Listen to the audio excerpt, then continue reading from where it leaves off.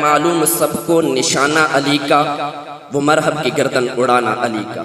जिसने तारीख में पढ़ा या सुना है कि हज़रत अलीउल मुर्तज़ा ने मरहब का सर तन से किस तरह जुदा किया था, वो ज़रा बुलंद आवाज़ से कहे सुभान अल्लाह।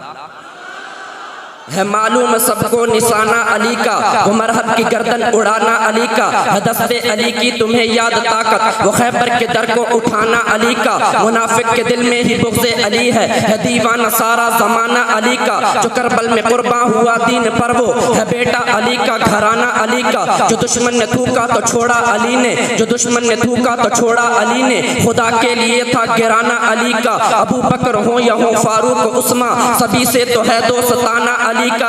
है हुब्बे अली जुज़्वे ईमान बाबर, है मोमिन के दिल में ठिकाना अली का।